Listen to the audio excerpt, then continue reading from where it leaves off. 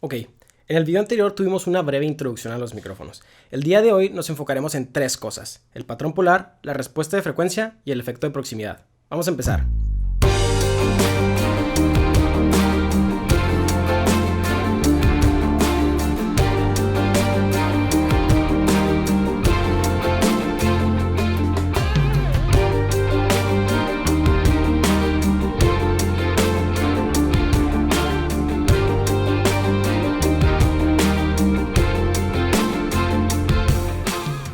Muy bien, para este video utilizaremos este micrófono, el Shure KSM44, y lo utilizaremos por uno de los switches que tiene en la parte de adelante, que me permite seleccionar entre tres patrones polares diferentes: omnidireccional, cardioide y bidireccional. La idea es que podamos escuchar cada uno de ellos. En este momento me estás escuchando en patrón polar cardioide, lo que significa es que me podrás escuchar muy bien por la parte delantera, sin embargo habrá bastante rechazo por la parte trasera.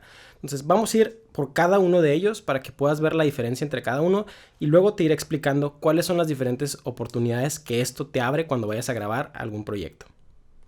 Muy bien, recordemos un poco lo que es el patrón polar. El patrón polar hace referencia a la capacidad del micrófono para percibir un sonido a partir de la dirección de la cual proviene este sonido. En este caso, en este momento, estoy en patrón polar omnidireccional. Lo que significa es que si yo empiezo a caminar alrededor del micrófono, debe seguirme escuchando bastante bien. Podría ser que el nivel de intensidad baje un poco o incremente un poco dependiendo si me acerco o me alejo mucho del micrófono, pero de manera generalizada podríamos decir que el sonido está captándose prácticamente de la misma manera.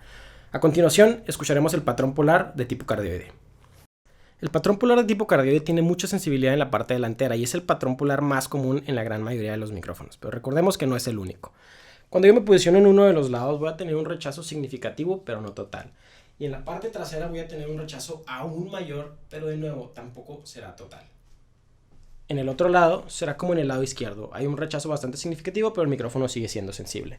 En la parte delantera es donde tenemos mayor sensibilidad al sonido. Ahora, este patrón polar se utiliza sobre todo para la grabación de voces, instrumentos acústicos, pero existen muchísimas opciones. Realmente no me limitaré nunca a nada más utilizar un patrón polar para grabar diferentes situaciones. En el caso del patrón polar omnidireccional, sobre todo nos enfocamos en la grabación de ambientes grandes. Se utiliza mucho en configuraciones de grabación de orquesta. Y en el caso del patrón polar cardioide, no necesariamente. Realmente nos enfocamos sobre todo en su aplicación para la grabación de voces, cantantes, algunos coros tal vez, o guitarras acústicas, violines, pequeños ensambles. Nada tal vez demasiado grande. A continuación, escucharemos el patrón polar de tipo bidireccional o figura 8. Muy bien, el micrófono ahora está en figura 8 o bidireccional. Esta configuración es utilizada sobre todo en grabaciones donde queremos tener ambientes también muy grandes. Se utilizan técnicas como el midside o el bloom lane, que son técnicas que sobre todo verás en estudios de grabación. En esta configuración podrás escucharme muy bien en la parte de adelante y muy bien en la parte de atrás. Sin embargo, habrá mucho rechazo lateral. En este punto exactamente debe haber un rechazo bastante significativo. Sin embargo, si yo me posiciono en la parte de atrás, de nuevo debes de escucharme bastante bien. Y de nuevo en el lado derecho debe haber un rechazo significativo. Me posiciono de nuevo en el lado frontal y podrás escucharme muy bien. Regresemos entonces al patrón polar cardioide y hablemos un poco más de las especificaciones técnicas de este micrófono. Muy bien, estamos de vuelta en el patrón polar de tipo cardioide. Ahora profundicemos un poco sobre las especificaciones técnicas de este micrófono. De entrada, debemos de tener en cuenta que tiene dos switches adicionales en la parte de atrás. Uno de ellos me permite modificar la respuesta de frecuencia del micrófono y el otro cambia la sensibilidad del mismo. Vamos a empezar por la respuesta de frecuencia. La respuesta de frecuencia de un micrófono hace referencia a la capacidad del micrófono para responder a una frecuencia específica. Realmente no es tan complicado. Y nos enfocamos en un rango de frecuencias de 20 hasta 20.000 Hz, que es el promedio de frecuencia que escuchamos los humanos. Ahora, cuando hablamos de frecuencias, por lo regular lo describimos como una frecuencia baja, una frecuencia grave o frecuencias altas o agudas. En este caso buscamos realmente que los micrófonos tengan un rango de frecuencias relativamente alto. Sin embargo, no buscamos que todos los micrófonos capten todas las frecuencias. Hay micrófonos diferentes y hay micrófonos para diferentes cosas. En este caso es un micrófono que tiene un rango de frecuencia muy alto. Va desde los 20.000, desde los 20 hasta los 20.000 Hz con una respuesta de frecuencia bastante plana. Lo que significa es que responde casi igual a todas las frecuencias. Tiene además en ese switch, tiene dos opciones, dos low cuts diferentes o high pass filter. En la primera opción te permite seleccionar entre una frecuencia de corte de 80 Hz a menos 18 decibeles por octava o una frecuencia de 115 Hz a menos 6 decibeles por octava. Si esto es algo que no te queda muy claro, no te preocupes, lo veremos más adelante en un video sobre ecualizadores y filtros. Además, tiene un switch de pad que te permite seleccionar entre 0 y menos 15 decibeles. Es importante que los utilices de manera correcta. Debemos de entender qué es lo que hacen. Shure, en su documento de especificaciones técnicas, especifica que siempre que vayas a grabar sonidos normales, como por ejemplo la voz de una persona, una guitarra acústica o instrumentos con una intensidad sonora similar, deben de grabarse a 0 decibeles, en este caso con el switch a 0 decibeles. Sin embargo, cuando vas a grabar sonidos de gran intensidad, como por ejemplo los sonidos de una trompeta, es más recomendable que utilices el switch de menos 15 decibeles para hacer un decremento en la sensibilidad del micrófono.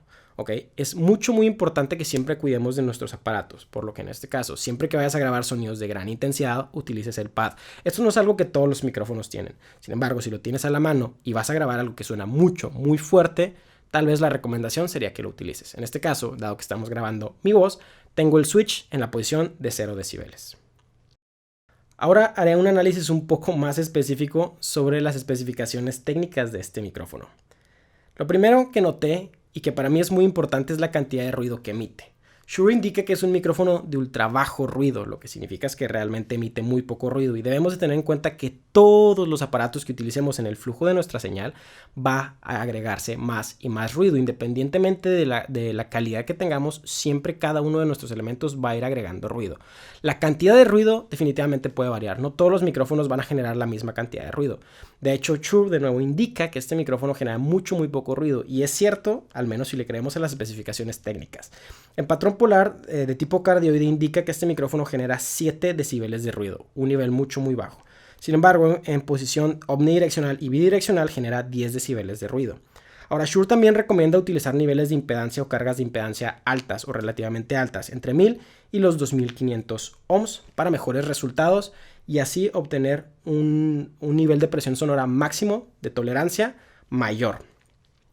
En situaciones normales, a una carga de impedancia de 2500 ohms, este micrófono llega a tolerar hasta 132 decibeles.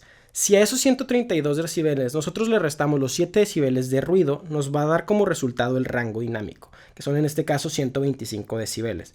132 decibeles de nivel de presión sonora máximo que tolera, menos los 7, 125 decibeles de rango dinámico.